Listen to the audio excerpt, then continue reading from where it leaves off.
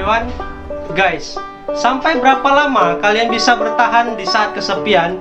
2 bulan, 3 bulan, atau sampai bertahun-tahun?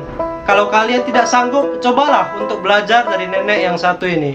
Elsie Ayler, wanita berusia 86 tahun yang tinggal sendirian di bagian kota kecil Amerika Serikat. Tidak ada tetangga dan bahkan tidak ada teman ngobrol serumah. So, di kota manakah itu? Tepatnya di kota Monowi, Nebraska, Amerika Serikat, yang hanya memiliki satu populasi. Ya, dialah Elsie Ayler. Population 1, me.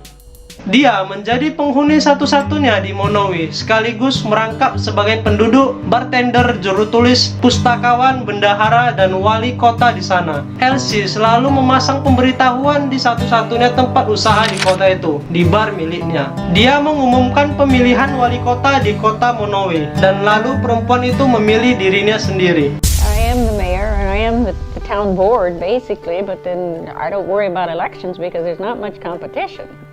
I get kidded about it some, but I tell them, well, sorry, you're not in the city limits, you can't come in and vote. So. Dan yang mengagetkan, dia juga membayar pajak untuk dirinya sendiri sebagai salah satu warga kota Monowi. Agar tetap mendapat anggaran dari negara bagian, Elsie harus membuat target dan rencana tahunan untuk mengumpulkan pajak sebesar $500 per tahun agar lampu dan air bersih di kota itu tetap beroperasi. Dari mana Elsie mendapatkan pajak kota? Ya, dari kantongnya sendiri. Elsie juga membuka usaha bar untuk membantu membiayai hidupnya dan untuk kotanya itu. Saat mengurus izin untuk penjualan minuman keras dan tembakau tiap tahun, pemerintah mengirimkan dokumen perizinan itu kepada sekretaris kota, yaitu Elsie sendiri. Dia yang merangkap sekretaris sekaligus di sana, menandatangani surat perizinan usaha barnya itu dan menyerahkan surat itu ke dirinya sendiri. Elsie juga tetap mencatat daftar tempat tinggal yang kosong sebagai antisipasi jika ada seseorang yang ingin pindah ke salah satu kotanya itu.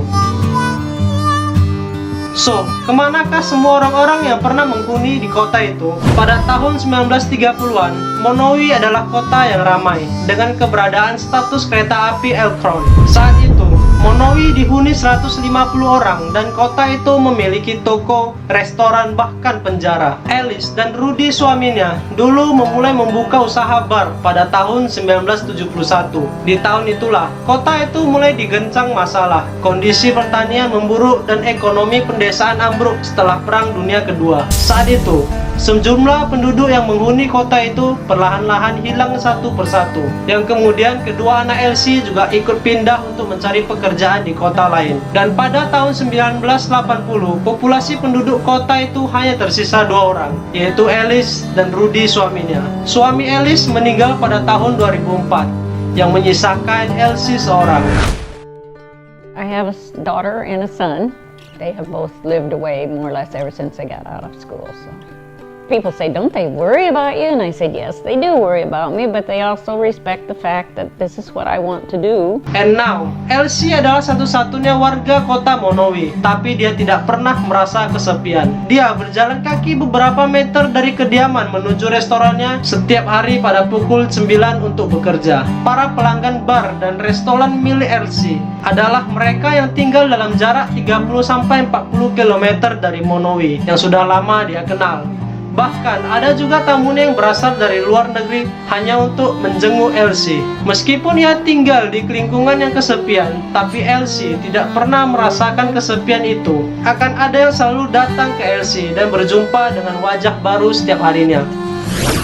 I open up the bar at 9 and there's trucks coming and salesmen coming and customers coming and some just coming to visit and have a cup of coffee. And satu lagi bangunan publik di Monowi selain bar milik Elsie adalah perpustakaan milik mendiang Rudy. Jaraknya juga tidak jauh dari kediaman dan bar Elsie. Beberapa saat sebelum meninggal dunia, Rudy meminta agar buku koleksi pribadinya yang berjumlah 5.000 buah untuk dijadikan sebuah perpustakaan publik. Sayangnya, Rudy meninggal dunia sebelum pekerjaan membangun perpustakaan ini selesai. Setelah beberapa saat kemudian, anak dan cucu Elsie melanjutkan pembangunan perpustakaan itu yang dinamakan Rudy's Library. Guys, jika kamu merasa kesepian, cobalah untuk mengingat kisah Elsie ini. Dia tidak pernah merasakan kesepian karena dimanapun dia berada, dia pasti akan mendapatkan keluarga baru. Gua Funky Su, see you in the next video. Bye.